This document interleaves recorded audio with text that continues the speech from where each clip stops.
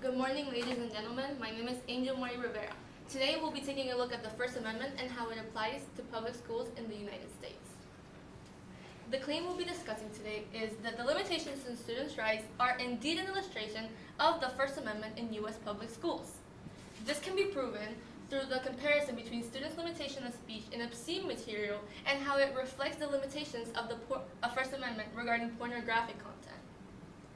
Now, according to the stimulus that we were giving, the First Amendment has 5 parts: the freedom of religion, the freedom of speech, freedom of the press, freedom of peaceful assembly, and the freedom of petition. For the purposes of today's presentation, I will be focusing on the second one, which is freedom of speech. This does not only have to come in speech, but also in symbolic speech, such as kneeling before the national anthem, dress code, things like that. Now, the right to free speech is not absolute. There are certain limitations that the Supreme Court has interpreted. This includes fighting words, libel, the spread of false information, time, place, and manner, which we all know from the stimulus that we were given. However, I'm going to focus on the most controversial one of all: obscenity. Let's take a look at the court case City of Youngstown v. De Laredo from the Court of Appeals of Ohio in 1969. Many people argue that pornography is a form of art. Behind me, I have a book by Joe A. Thomas and 2 other writers called The Millennia of Erotic Art. However, there is a difference between erotic art and pornography. Dr. Shines was a doctor quoted in the ruling, and she said, "True art conveys a thought, a speculation, or a perception about the human condition.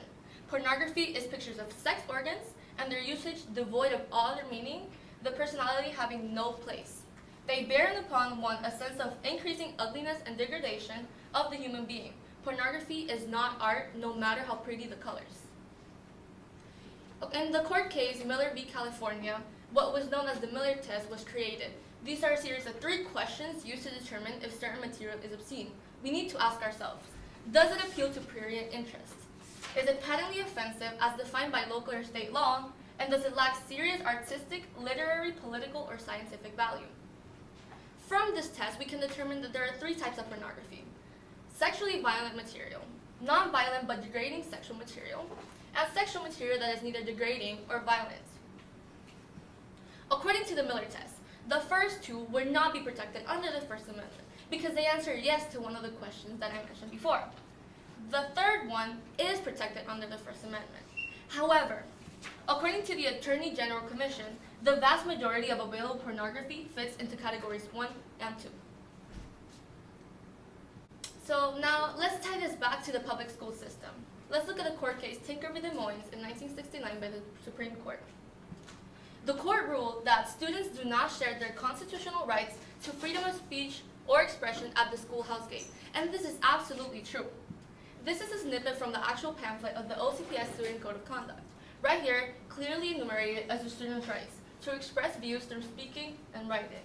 However, notice that there is a but without being obscene, disruptive, slanderous, or libelous. These are all the limitations that I mentioned at the beginning of my presentation, and I'm actually focusing on obscenity, which is the same thing as the First Amendment limitations. So if we look at them side by side, we have the First Amendment. You have your freedom of speech, however, obscenity is limited. Same thing with students' rights. Freedom of speech, obscenity is limited. What this proves is my claim right. Limitations do prove the illustration. Now, what are the implications of this? Behind me I have a graph that shows the attitude supporting violence against women, calculated in the raw score. Right here, the higher risk people of supporting violence against women are people who view pornography very frequently. That's their line. However, on the other hand, the people with very low risk of supporting violence against women are people who never watch pornography. What this means is that schools are actually trying to protect their children and their students from criminality, mental health issues, any other type of social problem. Like Sue Kelly once said, "Protecting children, our local schools must always be a priority at all levels of government." What questions may you have? Thank you. I do have 2 questions for you. Okay. How valid and reliable are the sources that you've used, and then how do you know?